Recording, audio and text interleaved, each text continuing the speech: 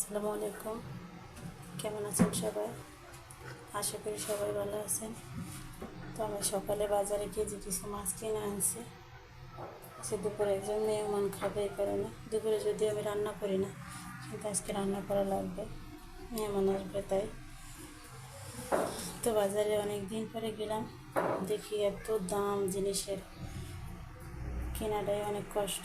সাথে কিছু হালকা পাতলা তরকারি নিয়ে আসছি।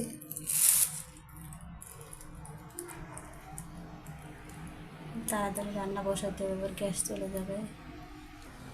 আচ্ছা, মাছটা কেটে একটা জামার কাপড় কেটে নিলাম। এখন যে হাতার কাপড়টা কাটবো, এভাবেই কাজ করি, সব কিছু পাঁচমিশালি করে। কারণ যারা টেলার্সের কাজ করে তারা অবশ্যই বুঝবেন,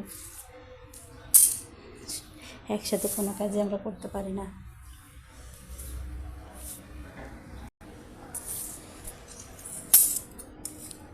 তো হাতাটা আমি কেটে নিচ্ছি।